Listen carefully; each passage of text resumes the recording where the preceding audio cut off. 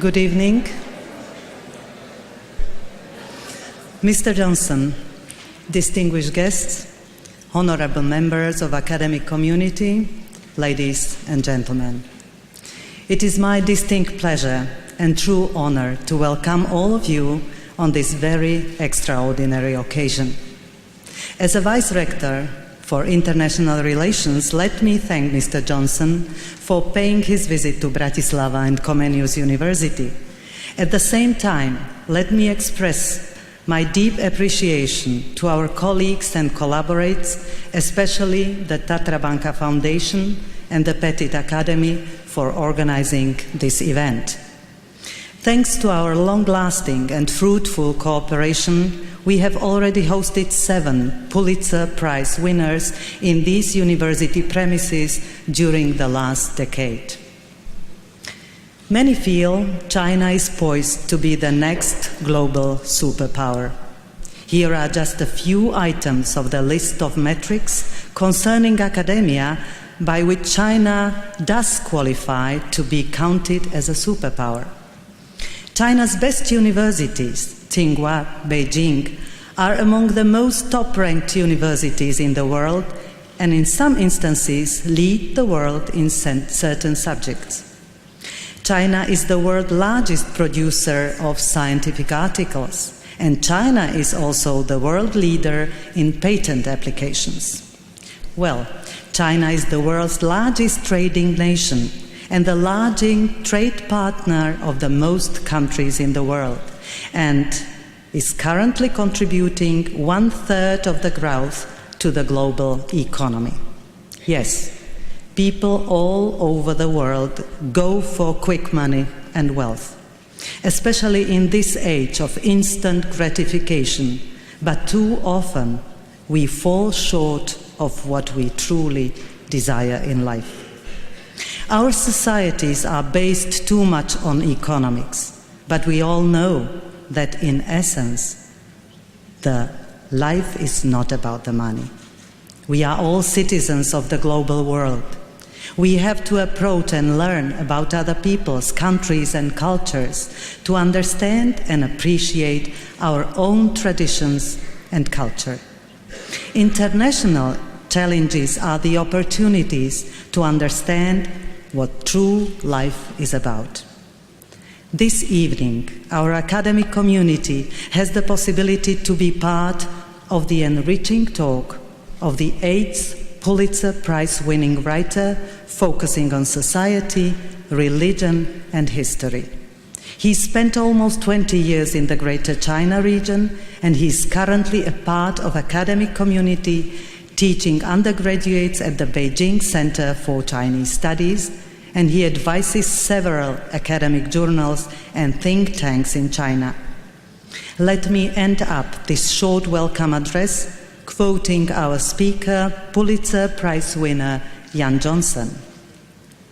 As the world becomes more and more globalized, we have to at least be able to put ourselves in someone's shoes. And I think the best way to do that is to be immersed in another culture.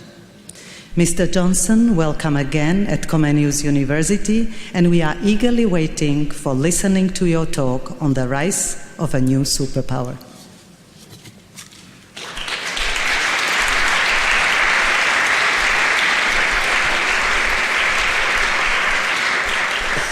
Good afternoon, ladies and gentlemen. I would like to thank Deputy Rector for International Studies, Daniela Ostatníková, for her well-researched welcome speech.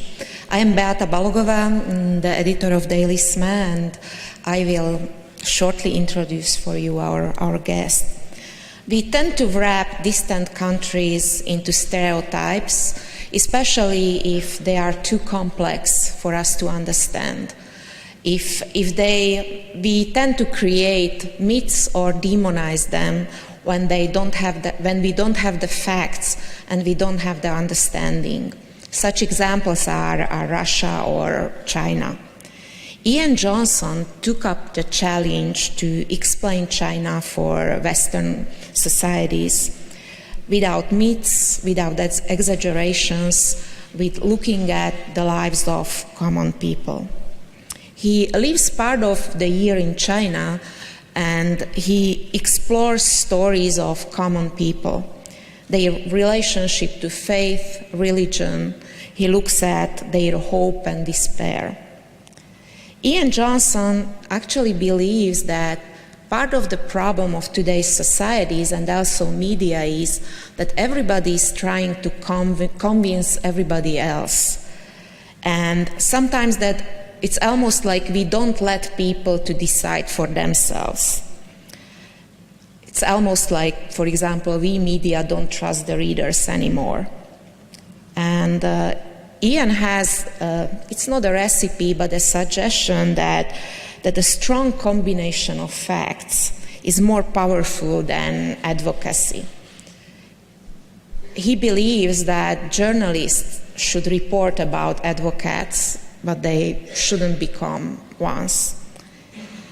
He's also concerned about authoritarian tendencies all around the world and of course also in our region, because then it's quite difficult to argue to China that it must respect the rule of law and not violate human rights when occasionally, or maybe more often than rarely, even Western societies do that. Ian Johnson is a Canadian Pulitzer-winning journalist who has mostly focused on reporting on China. He left the Wall Street Journal to pursue a career of magazine writing and book writing. His books have helped people to understand the complexity of life in China. He got his Pulitzer Prize for revealing stories from China about the Falun Gong movement and the brutal take of the government on this movement. It's a great pleasure for me to give now the floor to Ian Johnson, and I am more than convinced that we will share some valuable time with him. Ian, the floor is yours.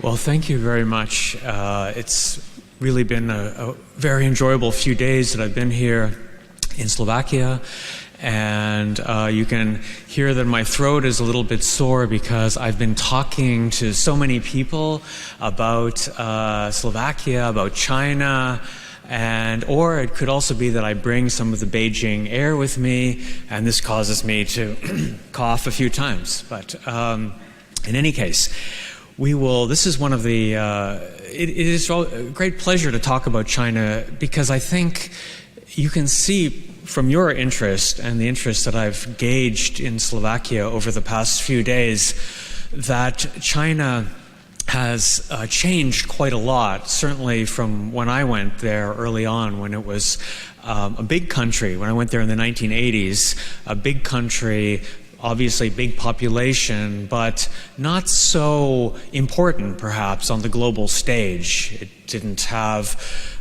such a big economy. In fact, China was quite poor. And back then, in the 1980s, if you had said that China would be a rising superpower in one generation, I don't think anybody would have believed you, or would have thought that to be quite improbable. But now we see China all around us. China has become part of our lives. Many of the clothes we wear, watches, or even our iPhone, things like that, are often made in China, and it is becoming a much more important country than it was in the past. And really, I think it's justified to say that it is the only other superpower. So I want to sort of challenge some of our thinking about China. We have some images perhaps in our mind of what China is. For example, we may think of it, as I say, the factory of the world. These kind of pictures, giant factory, high-tech, making things like this, are in the media all the time. a rising consumer class, in other words, people getting wealthier, advertisements, upwardly mobile, sort of rich people who are buying goods. We see those kind of stories, perhaps, or Chinese nouveau riche, perhaps coming to Bratislava and buying things. And here is a picture from a finishing school where young women are taught all the most important words, such as Ferragamo and is it Christian Dior and other things like that, because you can't be a properly educated person without knowing what to buy. And of course, the joke I made earlier, pollution. It is real in China. There is a lot of pollution, but we can also see that as a sign of China's industrial power, that it's got these factories making all this stuff that used to be made in maybe in Central Europe or in the middle part of the United States, and now it's all being made in China, which is causing pollution. And, we may also think about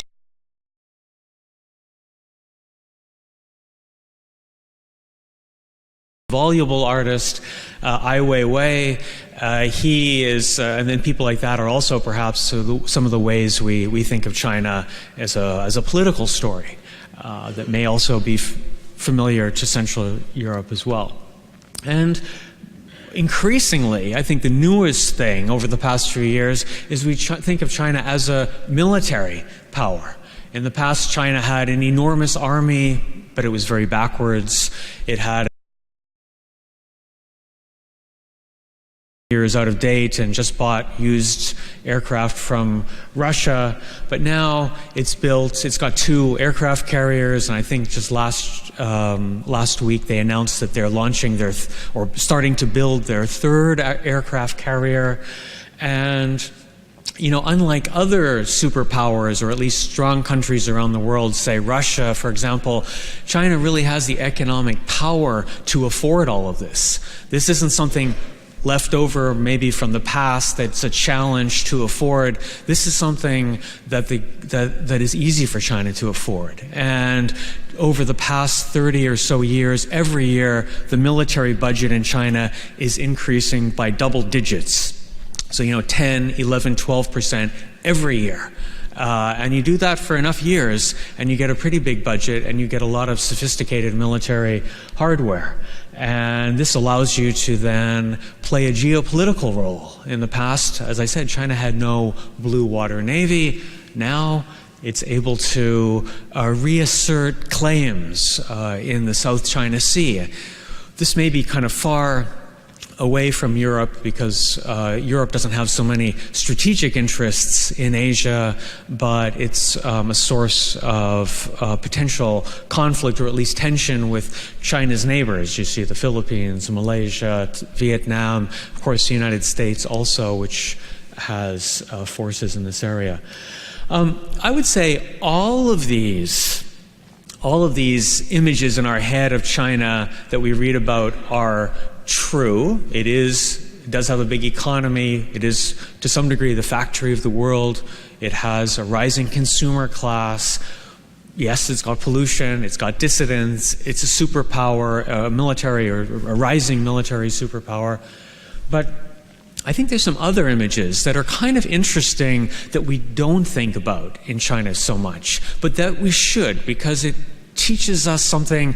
It helps us understand something more than just the external view of China, but helps us get inside China. What is inside the heart of China, or what is the soul of China? Now, I can't claim that I know the soul of China, or I've looked inside like a priest and seen the inner soul of China, but I think that I have tried to understand what Chinese people believe, what they hope for, what their dreams are.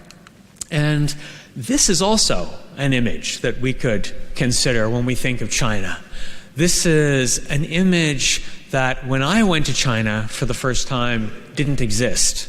And namely, this is a temple that is very, very crowded. It's a Buddhist temple in Beijing, and you see the woman praying in front. She's got a very expensive handbag,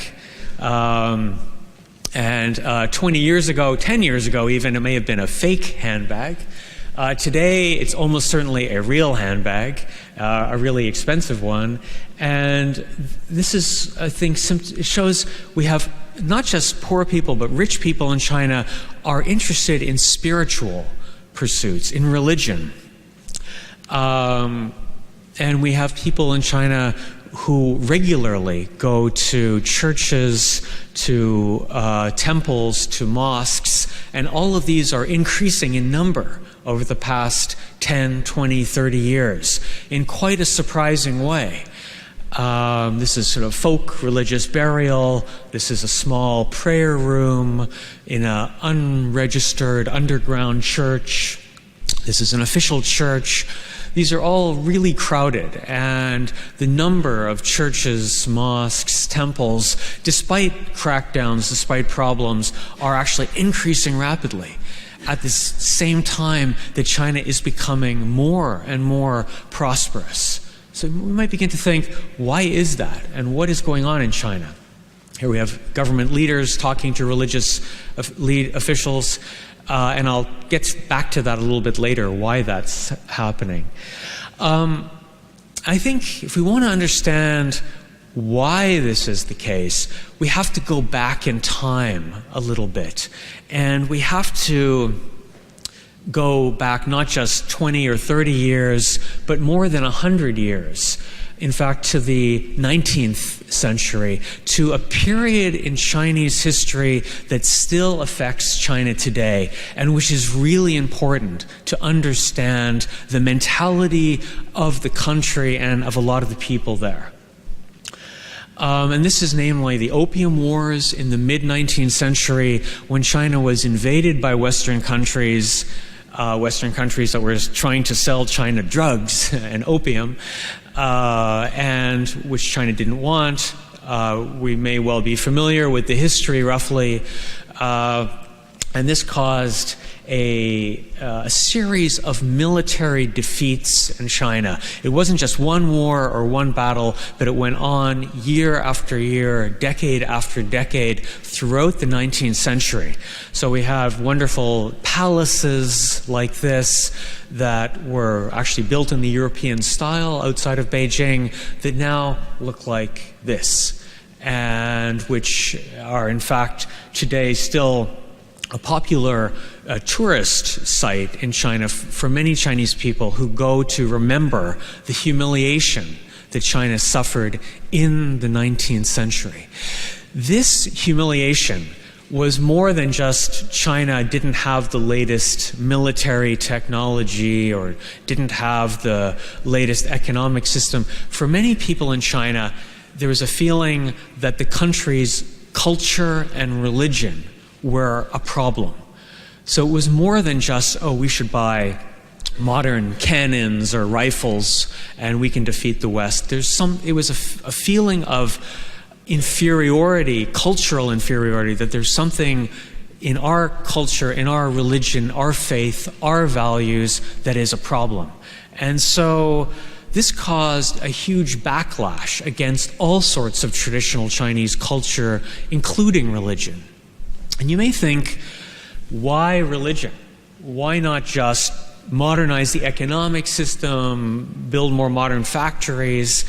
I think this is because, just like in a lot of countries, in fact, in Europe also, in a couple of centuries ago, in many traditional societies, religion and politics were tightly linked. It was impossible really to separate the two. The emperor of China was considered to be the son of heaven, and the officials who ran the empire got their legitimacy and power partly through quasi-religious rituals.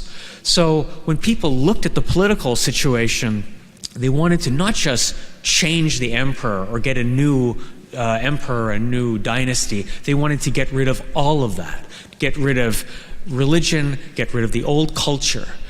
And so it's quite interesting that in the early 20th century, one of the biggest reformers in China, who is credited with overthrowing the Qing dynasty in 1911, Sun Yat-sen, as a young man, he went to the local temple with a big stick and smashed the statues in the temple. They want to get rid of all of this stuff that people felt back then was holding China back, that was keeping China poor, backwards, and being invaded.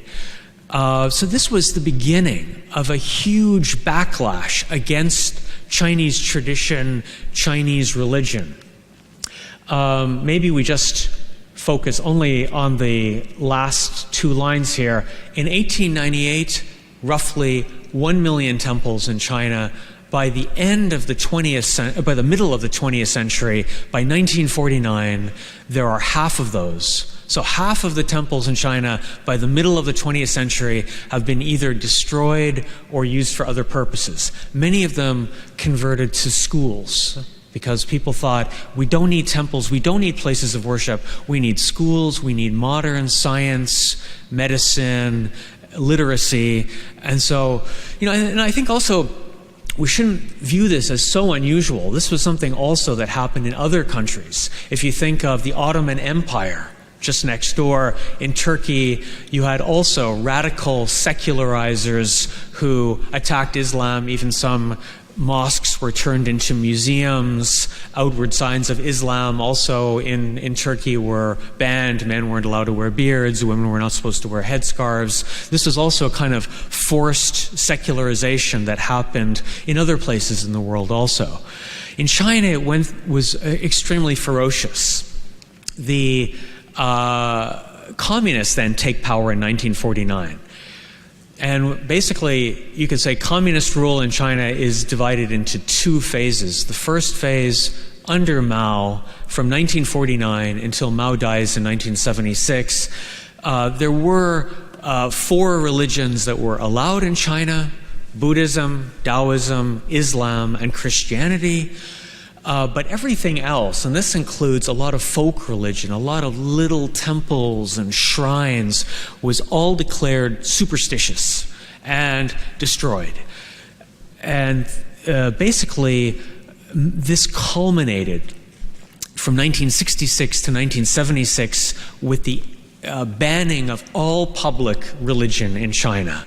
And Mao became a kind of a god.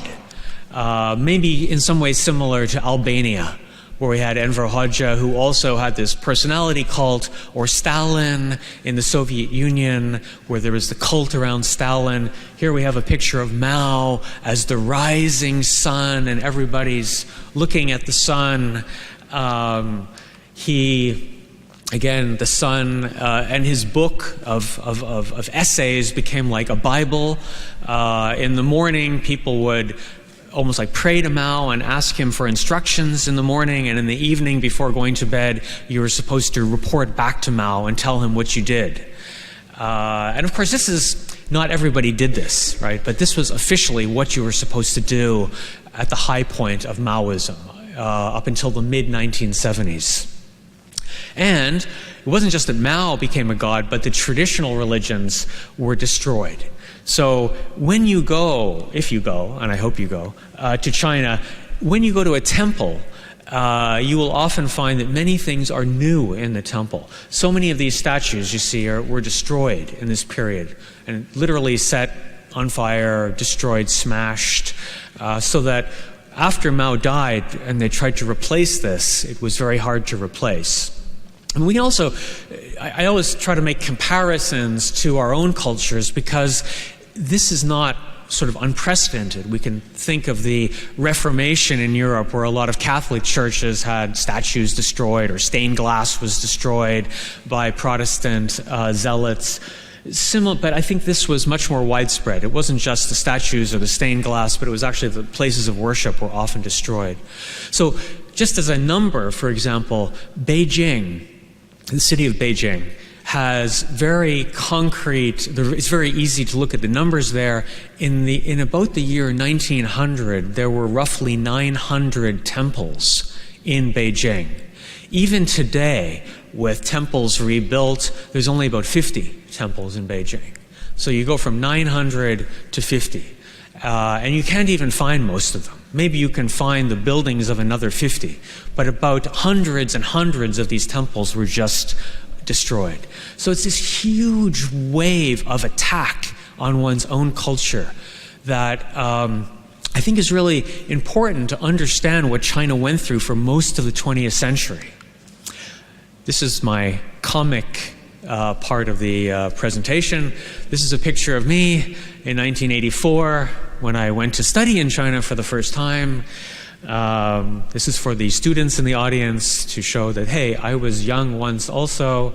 I had more hair. I do look like a zombie or somebody who might have been kidnapped because I think I didn't know what the heck am I doing here. I just got off the airplane. They said, we need a student ID picture. Sit down.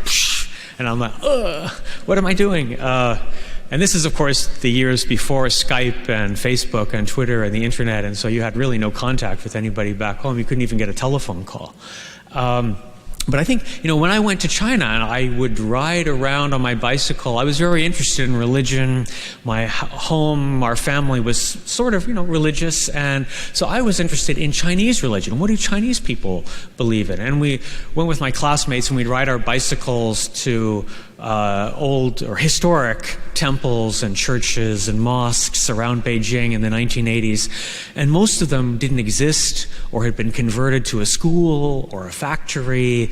And so when I left China the next year in 1985, I thought religion had been destroyed. I thought, really, there's no religion left in China.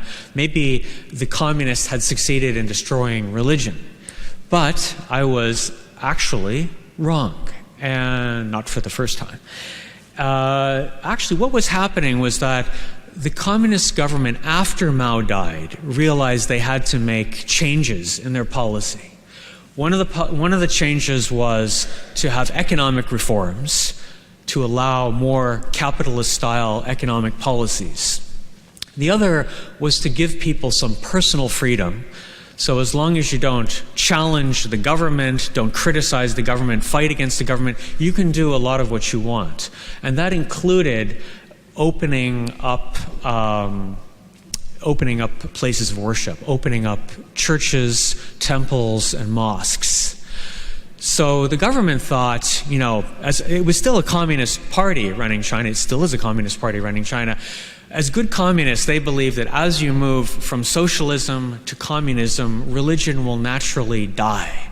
That religion was a sociological phenomenon of the old society. In the new society, it will eventually die naturally. And they thought, okay, maybe in the Mao period, we were too radical, or we were too violent, we destroyed it with force, but as we move forward in society, it will die away naturally. So we can allow the churches to reopen, we can allow the temples to reopen, the mosques, but as we get more and more toward communism, nobody will want to go. And so the idea was sort of, hey, we'll open up a church or temple. Maybe old granny wants to go and worship, but someday old granny's going to die, and granny's grandchildren will not want to go to the temple or the church. They will become, good materialists. Strangely, this didn't happen. Religion took off, starting in the 1980s, the 1990s, and especially over the past 10 years.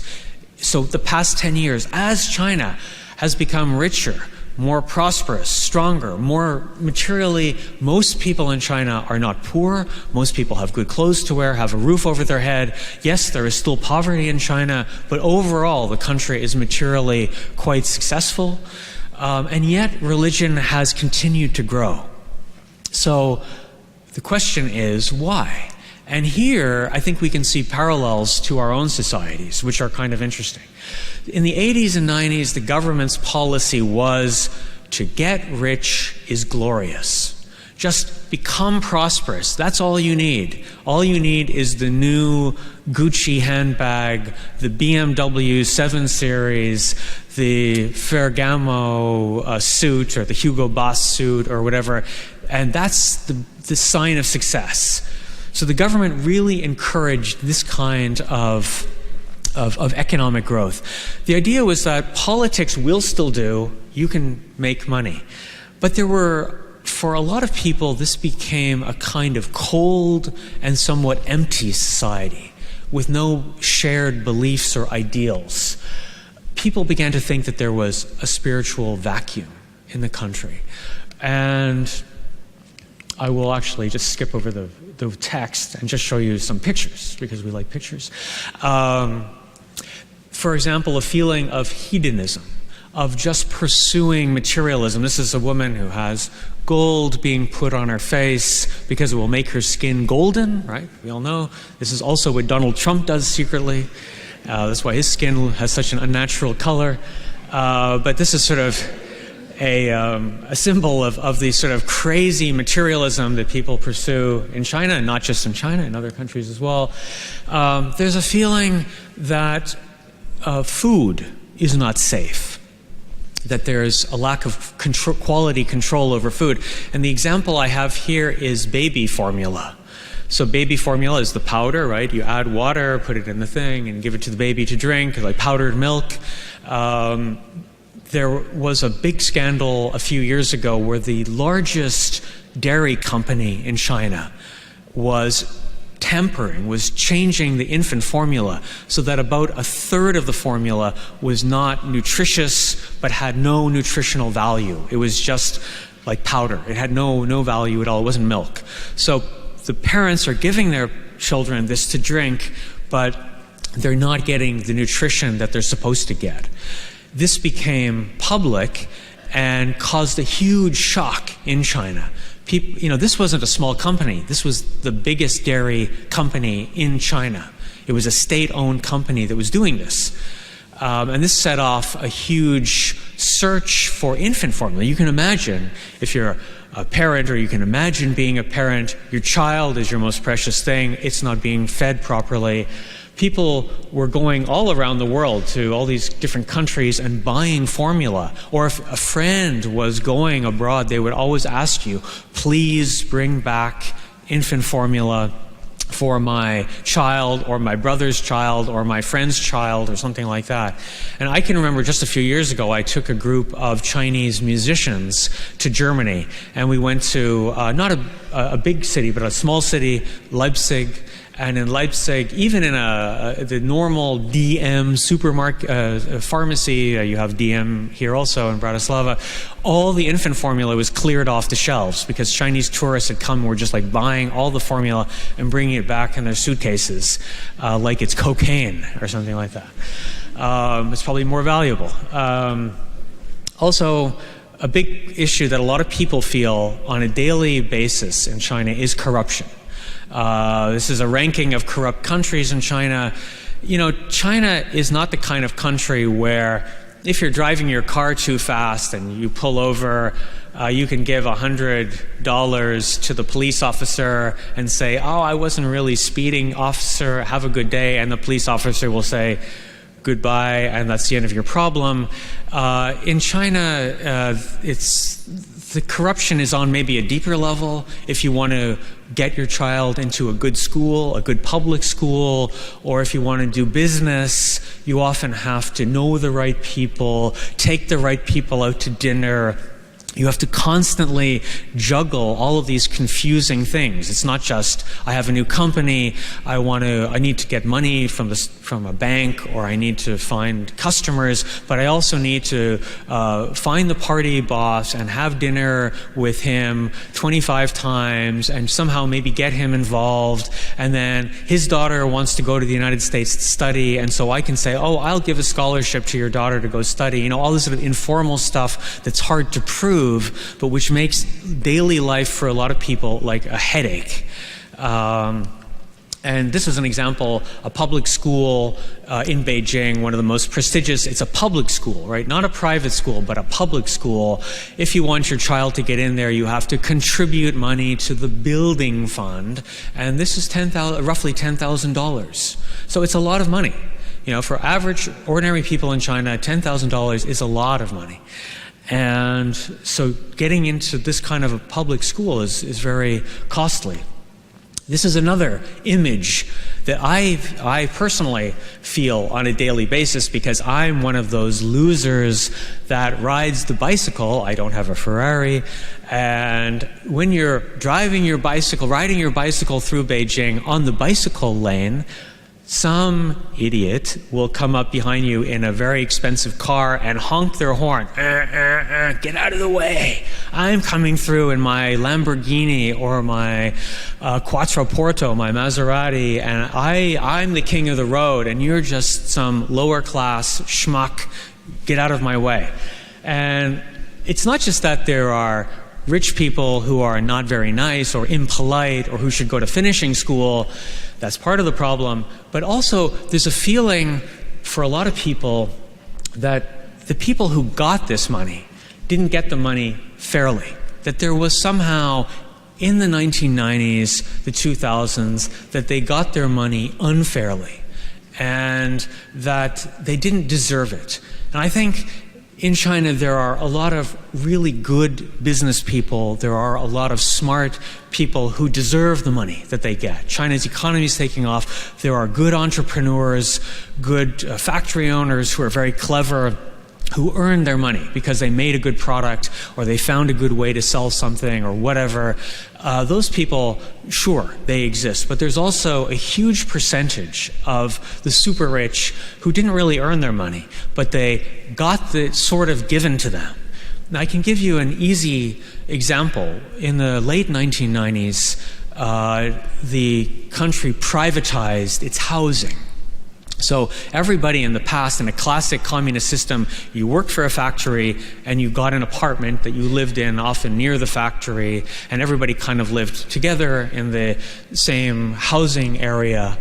And at some point, about 1998, everybody got their apartment, and you maybe paid a little bit of money, maybe $1,000 or something like that, and you got the apartment, and it was your apartment. And after 5 years, you could sell it. It was your apartment. Most people got their apartment, but some people got 3 apartments or 4 apartments or 10 apartments. And those people were often somehow related to people in power. Maybe the party secretary of the university, they're handing out apartments. Oh, and then my brother-in-law happens to get 5 apartments. Or I'm at the factory, we're building new apartment units.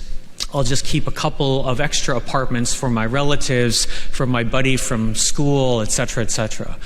So you may think, well, an apartment, how valuable can an apartment be?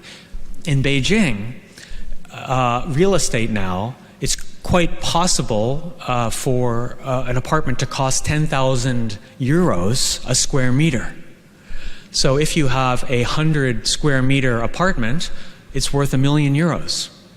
And many people got rich like that because they had a few extra apartments, they sell off their apartment, and they can afford their cars, their trips to Europe, and buying all the fancy clothes, etc., that they want. So this is also how factories were sometimes privatized, how people get licenses for businesses. If you're running a coal mine or something like that, how do you get the license to run the coal mine? How do you get the license to build the power plant or run the power plant? These things are not transparent at all. And sometimes it's done fine, but very often it's not fine. A lot of people realize that, including the new government under Xi Jinping. But there's this widespread feeling, I think, that a lot of money was not earned properly. And then there are these kind of scandals that have happened in China that became very, very widely discussed. This is a closed-circuit camera that shows a little child standing there, and the child is standing there, right? And a van coming from left to right, and you can see the van come, and then hit the child, and then drive away. And then you can see some people here, and they're walking past. Nobody helps the child. And finally, the only person who helps the child is the cleaning lady, the street sweeper. She picks up the child. And this video, which you can still find online on YouTube, it went viral in China when it happened. And this was, for many people in China, a sign that there's something cold and harsh in our society, where people just don't look after other people. They don't care about other people because nobody knew the girl, they left her. Now, of course, there are other reasons also. Maybe people walking by might think, is that girl really injured? Or is this some kind of a trick? If I go and help the girl, somebody will run out and say, I saw you knocked over the girl, give me $100 or I'm going to call the police. That kind of thing has happened, and it also causes people to not want to help. But regardless of the reason, the key thing is that in China, for the past 10 years, there's been this public discussion online about the lack of warmth, the lack of charity in society. And I'll skip over this. It's a similar case where this woman is trying to cross the road. There she is in the middle of the road right there. And then she gets hit, knocked over by this taxi. Nobody does anything. She gets run over by more cars. So this has caused a huge upsurge in the people who are interested in religion and values in China. There's, I just put a few statistics here. People often want to know how many people believe things in China, how many people worship in China. The numbers overall are about 300, 400 million people, which as a percentage of the population is maybe about a quarter of the population regularly worship, which is a big increase over the past 30 years or so. There you can see most people in China go to Buddhist temples, but you have other religions as well. And I think what's really kind of interesting is how the government has responded to this in China.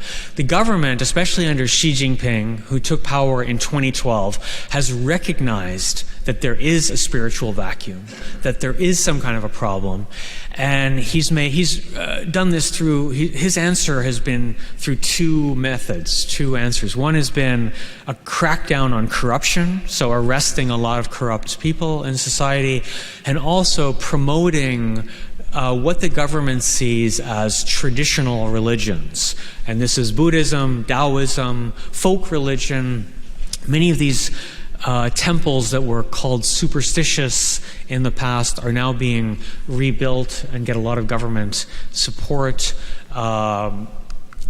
And here we have Xi Jinping shortly after taking office. One of the first things he did, the first trips he made, was to Confucius's hometown. Confucius, you know, the great wise elder in Chinese philosophy. For a long time, the communists attacked Confucius, and here is Xi Jinping going to Confucius's hometown, picking up some books of Confucius and saying, we can learn a lot from Confucius. This is really interesting for us. This is Xi Jinping meeting religious leaders. And again, you can think of parallels maybe in Europe, a little bit like Putin in Russia, perhaps, not 100% the same, because Xi Jinping, you know, unlike Putin, who sort of has changed from ex-KGB man to pious Christian, Xi Jinping does not worship in temples, but Xi Jinping does, and his government does support traditional religions quite a lot. So a lot of this gets government subsidies. For example, this is just government propaganda in a park, but they're advocating traditional family values. This looks like some guy doing kung fu, you know, ka ka cha cha sort of thing, and he is doing that, but he's doing this at a temple fair, like a pilgrimage. And this pilgrimage is outside of Beijing. There's many pilgrimages around China. This is one that is outside Beijing. And if your Chinese is very good, you can read in the background there that this gets government support as something they call intangible cultural heritage, which has been taken, a term from the UNESCO, from the UN, for supporting cultural practices.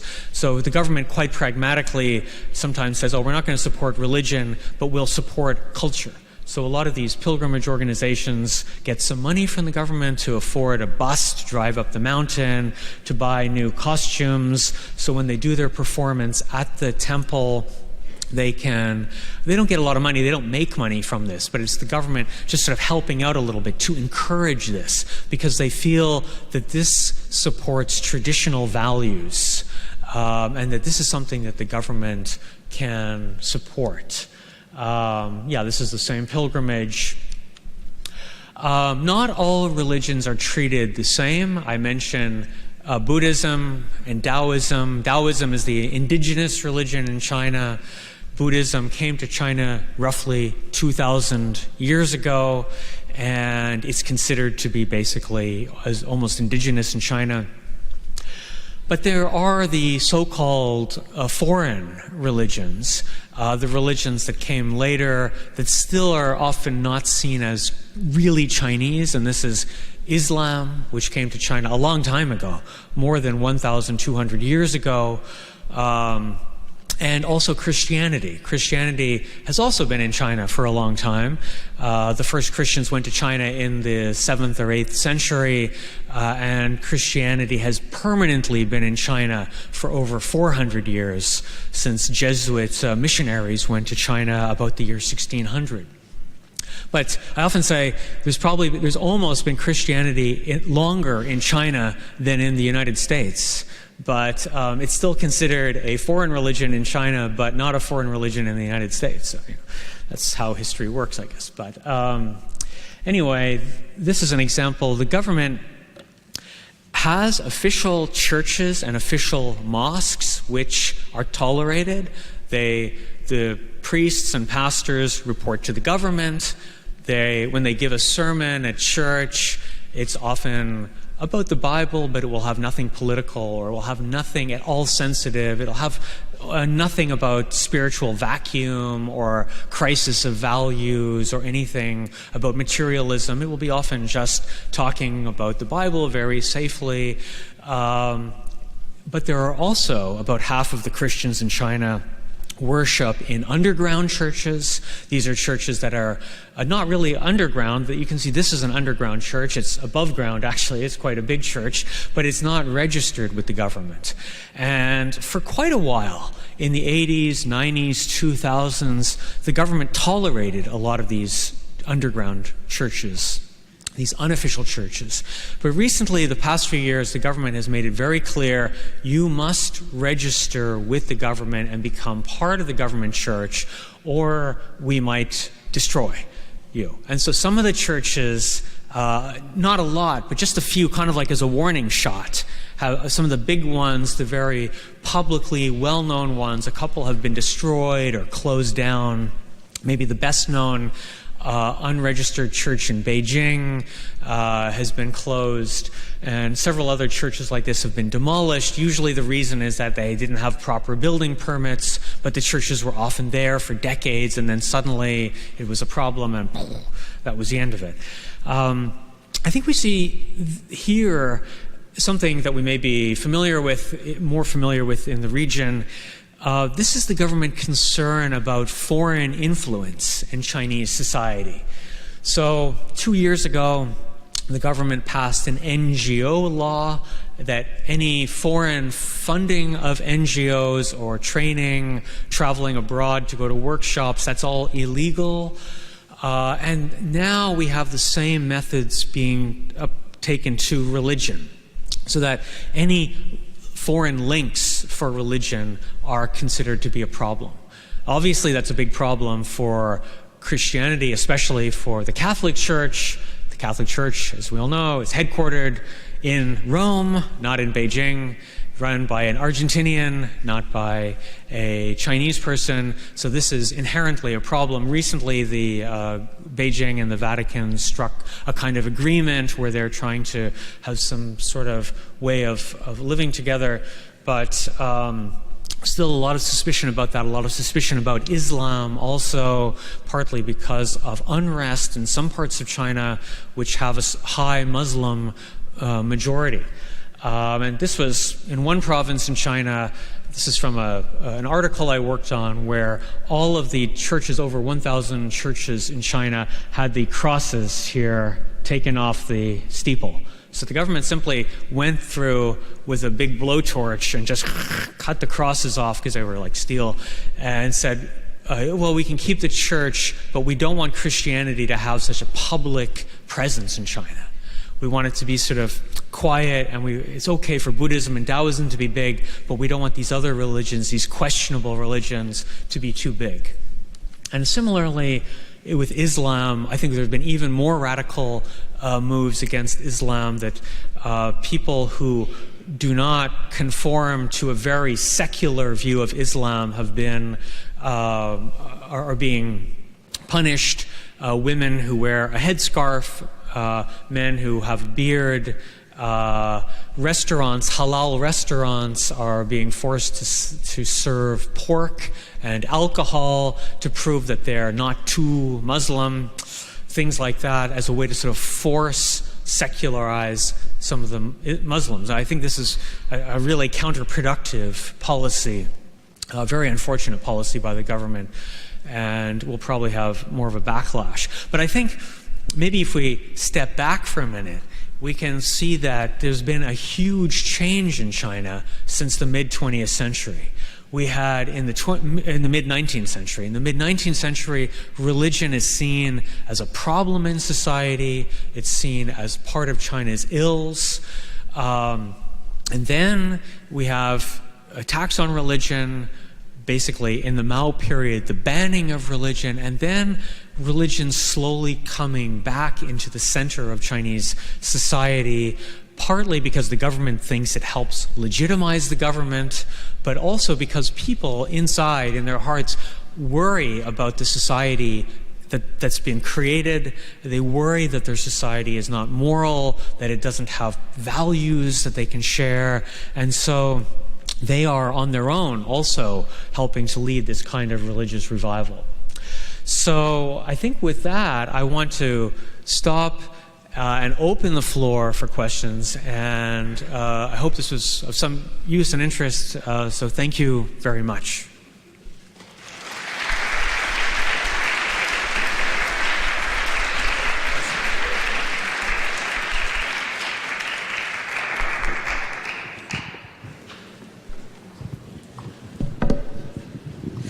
Thank you so much, Ian, for your presentation and lecture. And I must say that I believe that the parts when you started describing corruption must have sounded very familiar to the audience, because I think that a lot of what you described also appears in Slovakia in different forms. I also think that the complete loss of empathy in the society, and not only the shocking pictures, but the idea of this emptiness caused by complete consumerism is actually something that really is a concern, regardless of whether it's China or Russia or any part of Europe. And now I really open the floor to discussion, and because... No, I just wanted to add to that. I think, to me, I forgot to say that one of the things that I found most interesting in researching and writing about this topic has been the similarities in society to our own societies. And I think part of the reason for the rise of, say, populism, whether it's in Europe or whether it's in North America, the United States, or Brexit, a lot of this also has to do with this feeling that society is kind of out of control, that the elites running society don't speak for us anymore, that we don't have an influence over them. And so the answer is perhaps different, but the root causes are often quite similar. And since I know that asking the first question is always difficult, so I will ask the first question until our friends will think about their question. And I would like to ask you about content control and internet control in China. And maybe if you could share some thoughts, how it concerned you, how it intervened into your life, and whether the Chinese population, or at least most of the people, accept it as something that they cannot change, or how they learn to live with it, or not learn is not the right word, but how they live with the idea that actually their communication is controlled. Yeah, the internet controls are really interesting. I think China has the most sophisticated way of monitoring the internet. It's something that unfortunately other countries may learn from because it's done so well. So I think a lot of people are not really familiar or not even aware of the control. If you live a normal life in China, you don't have Twitter, Facebook, YouTube, Google. All of those foreign apps are not possible to use in China. It's not, and the way they're blocked is also interesting. When you click on Google, it doesn't say block like that. It just sort of says loading, loading, loading, loading, and you're looking at your loading, loading, and then site failed to load, and you think, Google, those people have got some kind of a technical mistake. So then you think, well, but I've got this other search engine, Baidu.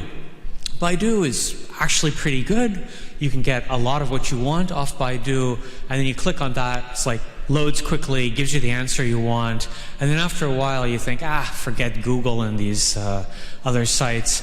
And Facebook and Twitter, some people who have studied abroad, like Chinese students who've studied abroad, maybe they have friends on Facebook and they want to keep in touch. For some people like that, it may matter, but for 99% of Chinese people, there is no problem not having that, because they have their own app. I mean, the app is called WeChat, and WeChat is really a very good app. It's very effective for messaging. It kind of works like WhatsApp. It also has a Facebook-style side of it also, where your friends can add you, and you can add, if you agree, that you can keep in touch with your friends, and you can send out postings to your friends. It works very well. It has a lot of functionalities. It also has something like PayPal built into the app, so you can send money, you can buy things. So, you're living your ordinary life. You don't really notice that those things are not there. But those sites are, to some degree, censored. I mean, most things in China are not censored because most things are not sensitive, right? If you want to find out something on science or the atmosphere or even climate change, those things are fine. But if you want to send out a post on Xi Jinping and corruption, of course, those will be blocked very quickly. And those things will just not be sent out. You may even think you've sent it out. Like, you will send the message, and it's like putting a post on Facebook. You put the picture, you put some words, you hit send, I sent it, and then maybe 6 hours later, you don't get any likes. And you think, my friends didn't like my posting. Actually, you think you sent it, but it was never really sent. It was only like a fake sending, and nobody saw it. So you even have this impression sometimes that you're sending stuff like that. So a lot of these things are blocked, but a lot of people are just not, they're not really aware of the censorship. So unless you personally have had a problem, and you personally have come up against the force of the state in some way, or you have some sort of very, very strong sense of justice, you won't probably sense that. And so I think it's quite an effective method that authoritarian governments around the world may, in the future, learn from. Very refined.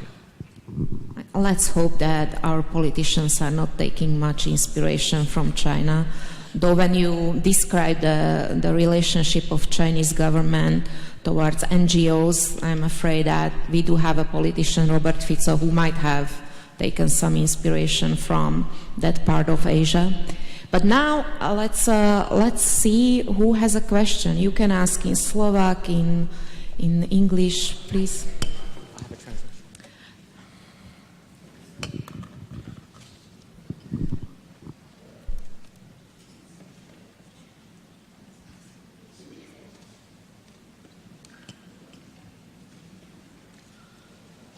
some technical problems.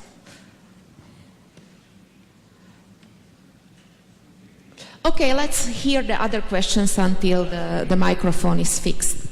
Yes. So, good afternoon, Mr. Johnson. How do you see differences between relations in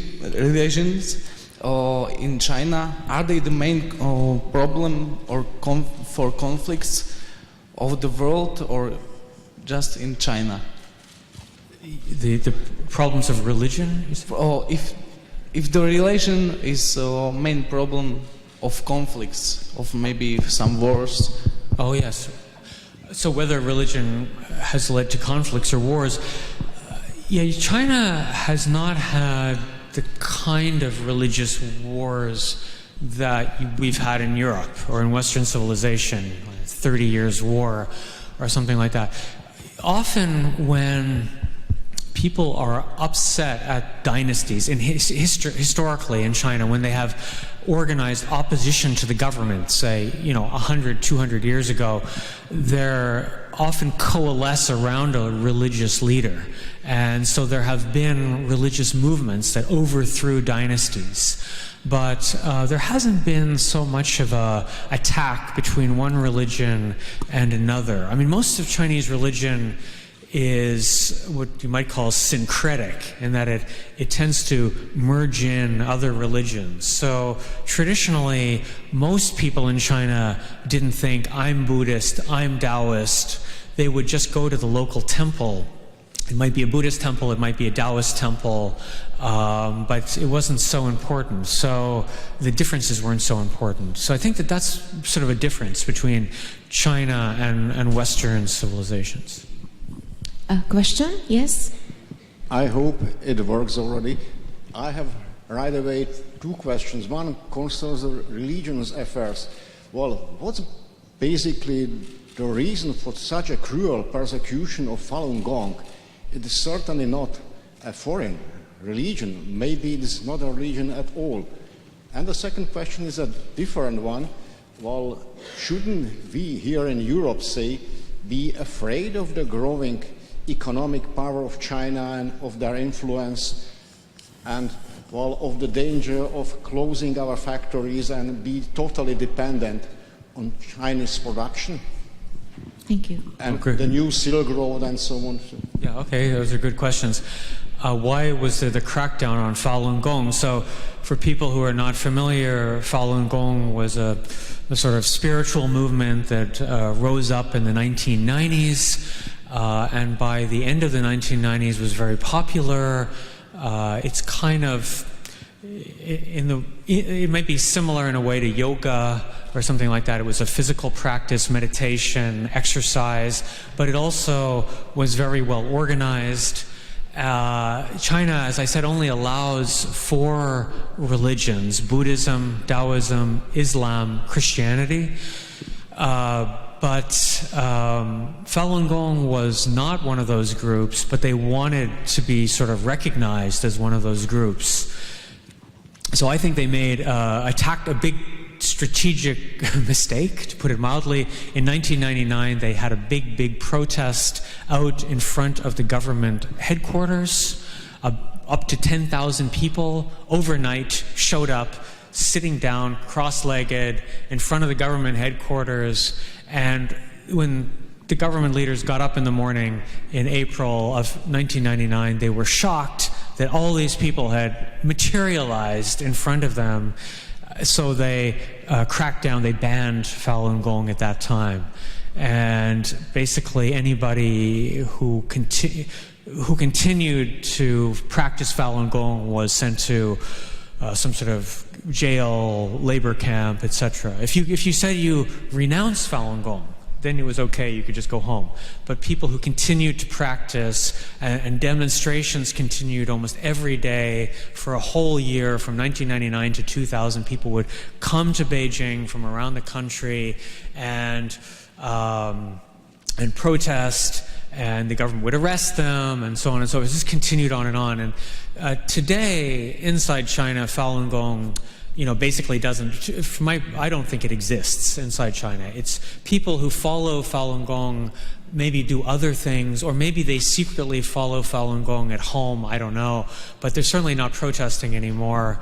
Abroad, you will sometimes see outside Chinese embassies, maybe in Bratislava, certainly I know in Berlin, in Washington, and other places, you'll see people with some sort of poster talking about Falun Gong, and those groups mainly exist overseas. They have a newspaper, satellite television, and they continue to protest. So that's your first question. The second question, should we be afraid of China's economic rise? I think not necessarily, because China's rise is also a great opportunity. People often ask, will China take away jobs? It could, but it could also create jobs. For example, Slovakia has a long tradition of automaking. I could imagine in 5 or 10 years that a Chinese automaker might open a factory in Slovakia, just like, who would have thought 20 or 30 years ago that Kia would have an auto factory here? Nobody really thought of South Korea as having a big auto industry maybe 20 or 30 years ago, and now they make very good cars. And China also has an auto industry, domestic, homegrown. They're interested in expanding these things abroad, so they can also create jobs. I think the only thing to maybe be careful about is, in terms of investment, is in strategic industries. You have to probably realize that there is private enterprise in China, but big private companies all have strong ties to the government, so that if it's in a strategic industry, you might be concerned perhaps about national security or something like that, like in telecommunications. That could be an issue if China is investing, for example, in Slovakia and those kinds of things. Somebody was asking me when we were in the eastern part of the country, what about if China buys, the steel company buys from U.S. Steel? I think that's purely an economic issue. Would the investor invest in Slovakia? Would they create more jobs or guarantee jobs? I think a Chinese steel company would be just as good as U.S. Steel, frankly. I don't think there would be any difference in that kind of an industry. More questions? Yes? Mr. Johnson, you made an interesting distinction between the local religions and the foreign ones. There was an interesting incident in May where in the Shanghai Institute of Science made a thorium reactor in one province, and some people made a Taoist ritual where they rid the site of evil. Now, the problem was they posted this online, there was public outcry, and people got sacked. So one part of my question is that how do you know what you have to do if you are one of these adherents of local religion, so you don't have a problem? And my second question is, do you think that China is more at risk of mob rule than the West? Because I think it's also a problem in the West. People look at Facebook, Twitter, and they get enraged by futilities very easily, but maybe it's more risky in China, I don't know. Yeah, so the question on this case that was earlier this year, that it was a reactor, you said, or was it some sort of thing like that, that they were opening this high-tech piece of equipment, and they invited Taoist priests to come and perform a ceremony to sort of purify the area. This of course makes people in the government or some people in society angry. They say, this is supposed to be scientific. We're at a scientific research facility. How can you have this kind of a ritual? I think that this kind of thing happens in China, but it's sort of something the government might not want, but it doesn't happen too often, I think. On a personal level, on a private level, people often hire Taoist priests or other people to perform those kind of rituals in their home, to purify their home or their little factory or something like that. So when it happens on a small scale, I think it's fine. The government doesn't really know about it, doesn't really care. But when it's sort of a scientific facility and you're inviting religious people in, then the government thinks that's sort of embarrassing, maybe. In terms of mob rule, there is the potential with social media to have mob rule in any country. I think we have more of a problem with that kind of thing, with fake news, with artificial news, maybe in our own societies. In China, you see this, there's this phenomenon called a human search flesh engine. So it's like they're looking for somebody, and everybody gets together and puts in data and say, oh, you're looking for that person. Well, I know that person works at a hotel. Does anybody work at that hotel? Oh, you work at that hotel, and that person maybe takes the person's private information and puts it up online. This happened to a young student who was studying in the United States. A young woman, sort of a naive thing. She said, oh, I'm studying. She just arrived in the United States, and she said, I'm studying. We have freedom of academics, and I feel the fresh air of freedom here. Which is, sort of a silly thing somebody put up. And then back in China, people went crazy, like, oh, you're not a patriot. How can you say something like that? Who are you? And then they try to find all the information about that young woman. They found out where her hometown is, where her parents live, and then they were sending threats to her parents, going, what kind of girl did you raise that she's so unpatriotic that she could say this American propaganda? And so finally the girl sort of tearfully apologized online. So those kind of things can happen. They don't happen that often, but because the government sort of clamps down on it. But it's an artificial control, and I think in an authoritarian state, the problem is there's this superficial stability. But if you don't have the firm hand, you don't know what will come up. If you really had full democracy tomorrow in China, it would be interesting, to say the least. We also got some questions online because we are streaming this discussion. And so one of the viewers is asking, what do you think about the future of free press in the United States? So that's a journalistic question. And the second question goes back to Chinese investments, also to our region. And you looked at it more economically, but the question is that, isn't this also a clash of cultures, let's say company culture or a culture which doesn't discuss but give orders? That's the second question. Well, on the free press in the United States, if you take it from a neo-Marxist point of view, there is no free press in the United States because it's all controlled by big capitalist ventures.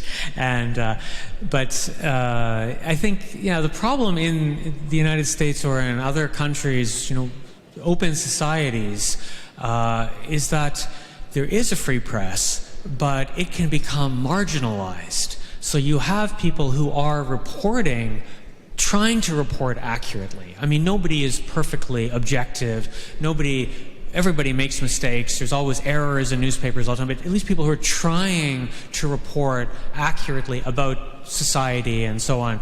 But they get a smaller and smaller audience because you have these alternative media, and this may be some sort of YouTube station where there's maybe some political leader has a big following, or it may be some sort of a conspiracy website where people are spouting out all kinds of nonsense and people are reading it, and people often, nowadays they don't seem to distinguish. They just say, oh, I read this article.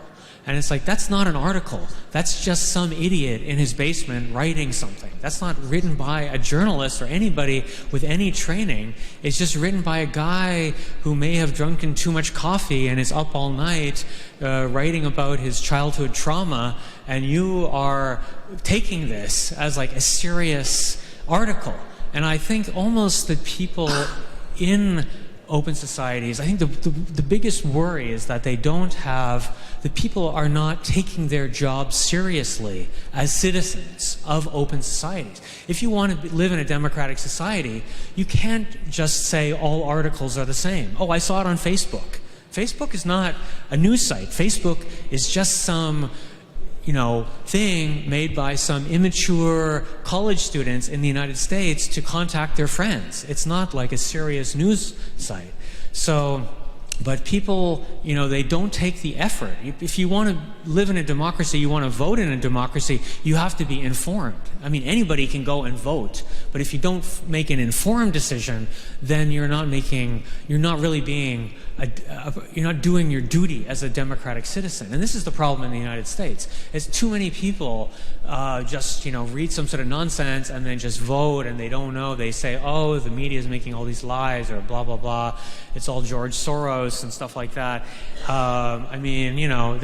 You get this kind of thing all the time in the United States as well. So I think that's the problem. In terms of the corporate, you asked about the investment in say, Western countries. Would Chinese companies be different? I think until now, Chinese companies have been pretty good investors, and they have overall respected the local corporate culture. They don't make everybody use chopsticks when they're eating lunch. I'm just joking about that, but there may be a bit of a top-down mentality. There is not Chinese managers are not always used to unions. They're not used to unions at all, because there are really no unions in China. So this is something they'll have to get used to.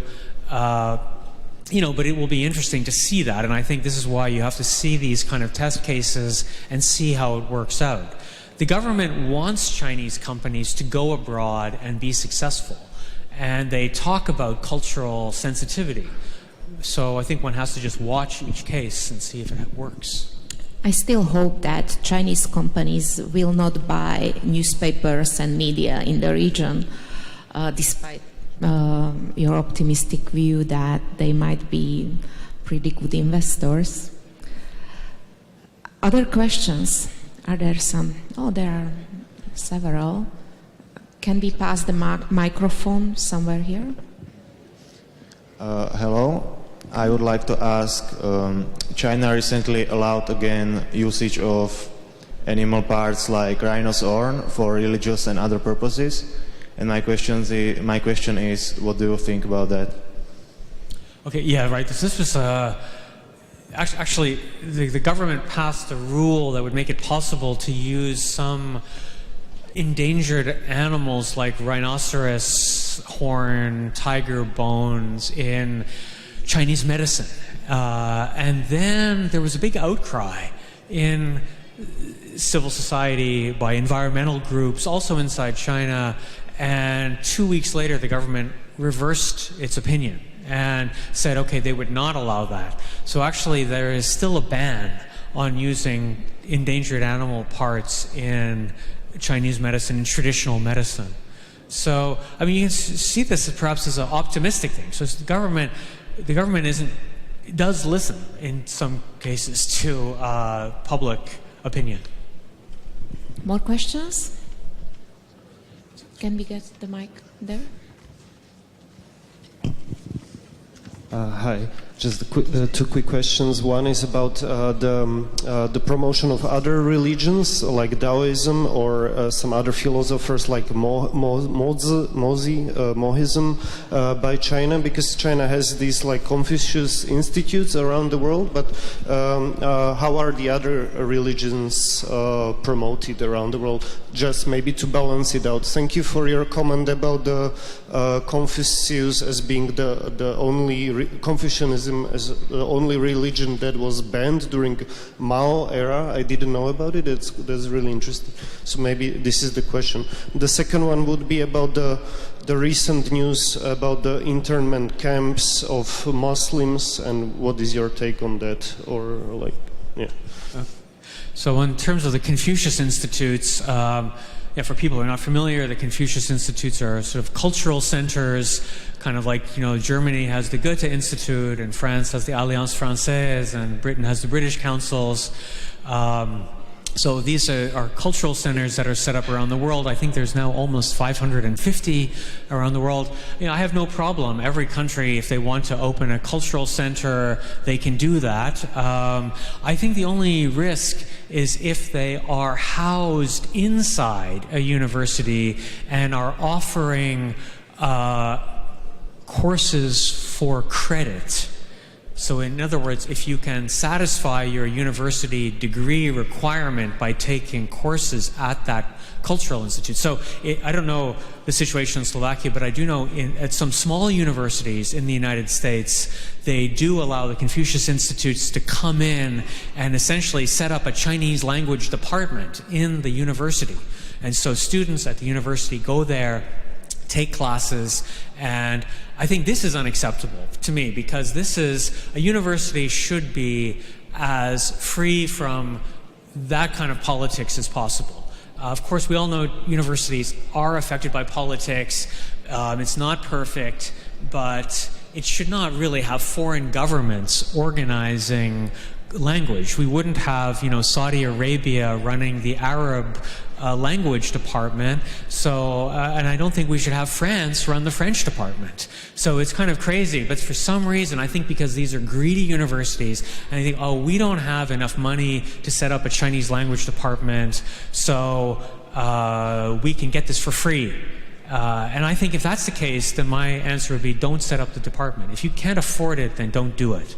It's like a gift, but it's not a free gift. It's a gift that has implications later on your academic freedom. We have time for sorry, two just more to clarify, questions. I wasn't criticizing the institutes. I was just interested in other possibility of other, let's say, Taoist institutes or Mohism, to promote also other, kind of other alternative philosophies or religions by China. So I wasn't criticizing the Confucius Institutes, but asking for alternatives and if they promote them. There are a few alternatives, not that many, but there are some Buddhist temples that have set up cultural centers abroad. There's a big Buddhist temple in Beijing that set up a center in Leiden in the Netherlands, I think also in Italy, and maybe also in Frankfurt, I think. So there's a little bit of that, but it's not too much. And then the question on the camps, so I was mentioning this in my talk on these forced secularization of Muslims who were told, don't be too religious, don't be extremist. And of course the government, to some degree, has a problem in Xinjiang with a small terrorist movement. There's been some violence every few years, some small attacks. But unfortunately, these camps have hundreds of thousands of people have gone through these re-education camps to try to convince them not to be too Muslim, And I think this is a long-term problem that will probably have a backlash and cause more extremism than they have. Hello. Thank you for the wonderful insight that you gave us. I would like to ask if you could tell us something about the social ranking system that is currently being introduced that goes into incredible depth and scale. So I wonder if you can tell us something about that. Right. So the social credit system, for people who are not familiar, it's similar to if you have a loan from the bank and you don't pay back the loan, then you can't get another loan. Right? This is sort of like a credit system. Social credit is if you do something that's not desirable socially, then you're punished. And so, for example, say you're driving your car and you don't stop at a light, then after, we have this of course here also, if you have too many speeding tickets, you take your driver's license away. You can't drive your car anymore. Right? So this can be expanded to people who are not following correct, whatever that is, correct behavior, who are maybe, but this is, I have to say, this has got a lot of attention, but it is right now in an experimental phase. It's not a nationwide system, and we don't know if it will be a nationwide system. But we do know that there is CCTV, closed-circuit television, everywhere in China, and there is facial recognition software that's very good, and they can very quickly figure out who you are. And I know I was sort of shocked in April when I was doing an article on Catholicism in China. I went to a Catholic area on the coast of China. I went to a pilgrimage site, a cave with a shrine to the Virgin Mary, and there was in the corner of the cave a CCTV camera, like looking down. And so when you're there praying, kneeling, Virgin Mary, CCTV camera. And it's like, oh my God, this is like, and of course they say it's just against crime. We don't want any vandalism. And, a lot of people in China think, maybe not that particular case, but they think there is a lot of chaos in society. People riding their motorcycles down the sidewalk, people doing bad things like that. And so a lot of people on a popular level think, hey, that's good. If we can control this bad behavior, why not? I don't have anything to fear. I don't do that. So what's the problem? One last question. So you've talked about religion as one of those areas that China has been trying to prevent from being controlled by foreign influence, right? So what are other areas that China has been trying to prevent from being controlled by countries from abroad, but it hasn't really managed to do so very well? And then what are other areas where which China still controls, but it's simply not able to sustain long term? Say the second part? The second question is, what are other areas where China controls, but is not going to be able to sustain long term? Not able to. Yeah, so I mentioned controls on religion. The limits on NGOs are quite profound. I mean, there were, for example, maybe a not so sensitive area is environment. So in China, there are a lot of environmental NGOs. Many of them are active, and that's okay. The government can accept that. The government says, okay, we do need to clean up the environment. We're trying to clean up the environment. If you offer constructive criticism, that's okay. But foreign funding of those NGOs is a problem. So if you are Greenpeace trying to finance something or being active, that can be a problem. But if you're a Chinese person setting up a Chinese NGO because your river in your hometown is polluted, that is okay. But the foreign funding. So environment, a more sensitive area is rule of law.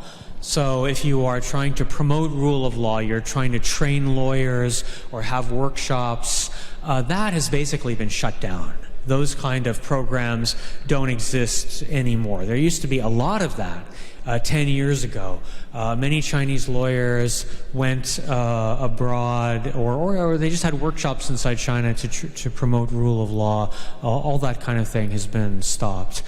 Where I think it won't be successful is maybe something, it sounds a little obscure, but I think it's actually interesting. And you can also see parallels to the situation in Eastern Europe before 1989, and that's history. One of the things I'm interested in is the return of history and how many taboo topics in history have been banned but come back and are hard to suppress. And many of these are, for example, the big famine from 1958 to 1961 in China, the largest famine in history with over 30 million people died of famine. This topic is basically taboo in China, but there are so many people at the grassroots level who are making documentary films, who are making Samizdat, PDF newsletters, or not newsletters, but historical journals, who are doing interviews, who are finding the last survivors, recording them, sending this around by email, who are trying to use social media, even though it's not so successful often because social media is so controlled. But it's amazing the amount of work being done on sensitive history. And to me, in the long run, this can make profound change, because when you begin to question the historical legitimacy of the party, then you question the whole legitimacy. Like, why does this party run China? What is it? Who chose this party to run China? And the party's answer is just like in the Soviet Union. It's history chose us. We were chosen by history to save China. And this is the theme at the Historical Museum in China. It's the historical, deterministic, Marxist argument that history leads inevitably to communism, and therefore only a communist party can save China. If you undermine that, you undermine the legitimacy of the regime. And I think in the long run, that's really the most interesting thing to me. I do think that this thought about history coming back and haunting nations until they don't learn and understand historical lessons and until they don't reconcile with some of the historical mistakes is a great thought to close the discussion today. But please stay a little longer because the Deputy Rector will present Ian Johnson, the Medal of the University. And I would like to thank you so much for sharing your time and for coming to Bratislava and making us perhaps understanding more than just stereotypes about that country. Thank you. It's been an honor. Thank you all very much for coming.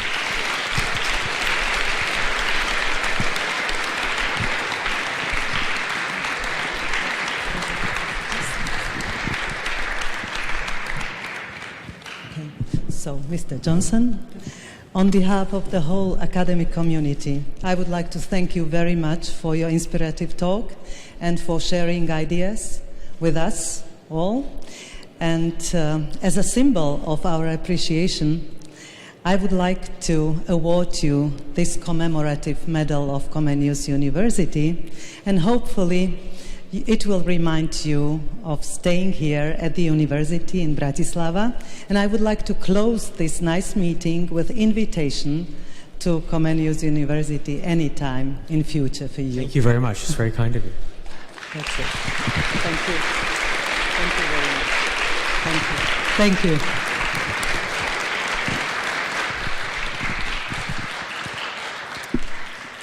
Thank you again. Thank you again so much for joining us this afternoon and wishing you a pleasant rest of the day. Thank you so much.